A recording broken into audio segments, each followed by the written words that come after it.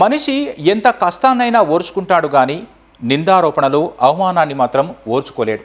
పైగా చేయని తప్పును బలవంతంగా రుద్దితే అస్సలు తట్టుకోలేడు. ఒకసారి దొంగతనం నింద మీద పడితే అది జీవితాంతం మోయడమే కాదు, తర్వాతి తరాలు సైతం ఆ అవమానాన్ని భరించాల్సి ఉంటుంది. అందుకే పరువు పోవడం కన్నా ప్రాణాలు వదలడం మేలని చాలామంది భావిస్తారు. ఇక ఉన్నంతలో గుట్టుగా బతుకుతున్న సాధారణ మధ్యతరగతి కుటుంబీకులు అయితే దొంగతనం నిందను అస్సలు భరించలేరు. చుట్టుప్రక్కల వారి సూటిపోటి మాటలను తట్టుకోలేరు.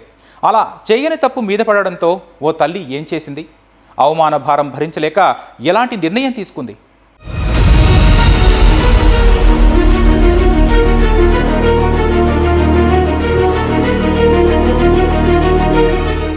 నవమాసాలు మోసి కని అల్లారుముద్దుగా పెంచుకున్న బిడ్డ మాంసం ముద్దలా మారకూడదనుకుంది. క్షణికావేశంలో తొందరపాటు నిర్ణయం తీసుకున్నా చివరి క్షణంలో ఆమెలో అమ్మ ప్రేమ మేల్కొంది. అంతే, కలిసి చనిపోవాలనుకుని కఠిన నిర్ణయం తీసుకున్న ఆ తల్లి కాస్త బిడ్డ బతుకు కోరి రైలు వచ్చే ముందు పట్టాలపైనుంచి పక్కకు తోసేసింది.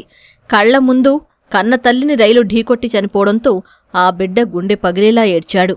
ఎంతకీ అసలు ఆ తల్లి కుమారుడు ఎందుకు చనిపోవాలనుకున్నారు? వాళ్లను ఆత్మహత్యకు ప్రేరేపించిన కారణాలు ఏంటి? చివరి నిమిషంలో ఆ తల్లి తన నిర్ణయం ఎందుకు మార్చుకుంది?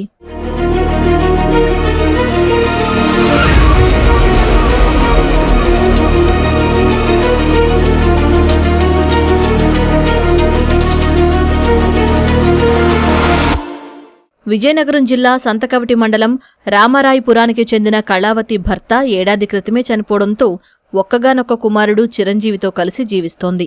అయితే అదే గ్రామంలో ఓ ఇంట్లో దొంగలు పడి 4 తులాల బంగారం, 12,000 నగదు దోచుకున్నారు. వాళ్లు పోలీసులకు ఫిర్యాదు చేయడంతో పాటు మొత్తం 8 మందిపై అనుమానం ఉందని వారి పేర్లు చెప్పారు. అందులో కళావతితో పాటు ఆమె కుమారుడు చిరంజీవి పేరు కూడా ఉండటంతో పోలీసులు వారిని స్టేషన్కు పిలిపించి విచారించి పంపించారు.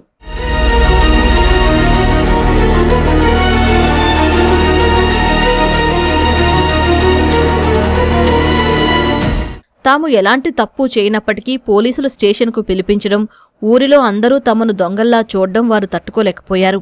అవమాన భారంతో కుంగిపోయారు. తీవ్ర మానసిక వేదనతో చనిపోవాలని నిర్ణయించుకున్నారు. రైలు కింద పడి ప్రాణాలు తీసుకోవాలనుకున్నారు. పొందూరు రైల్వే స్టేషన్ సమీపంలో ఇద్దరూ రైలు పట్టాలపైకి చేరుకున్నారు. అయితే చివరి నిమిషంలో ఆమెకు పేగుబంధం గుర్తుకు వచ్చి కుమారుణ్ణి రైలు పట్టాలపైనుంచి పక్కకు నెట్టేసింది. అంతే వేగంగా వస్తున్న రైలు ఢీకొని ఆమె అక్కడికక్కడే చనిపోయింది.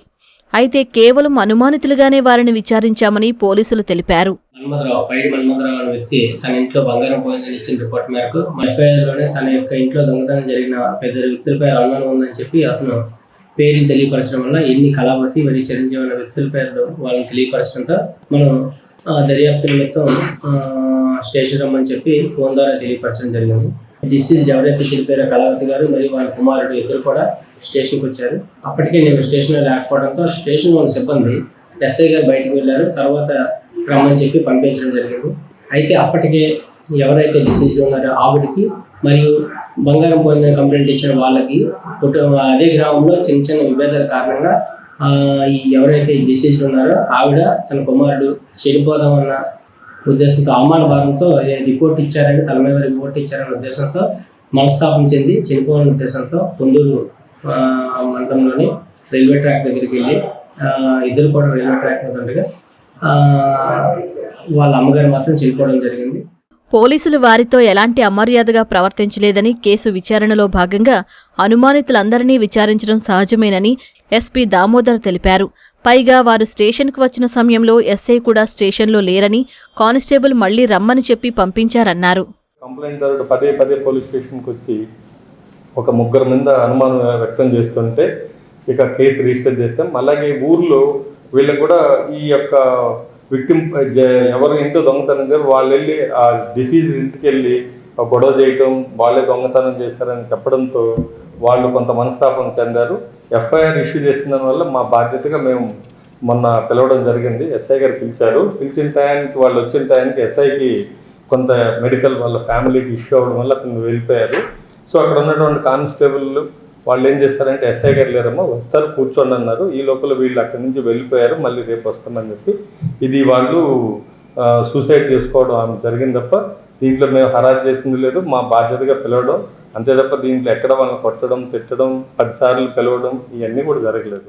భర్త దూరమై కుమారుడిపైనే ఆశలన్నీ పెట్టుకుని బతుకుతున్న ఆ మహిళ చేయని దొంగతనం నేరం మీద పడేసరికి అవమానం తట్టుకోలేకపోయింది. కుమారుడితో కలిసి చనిపోవాలనుకున్నా చివరి నిమిషంలో కన్నప్రేమ గుర్తుకు వచ్చి కొడుకు ప్రాణాలు మాత్రం కాపాడింది.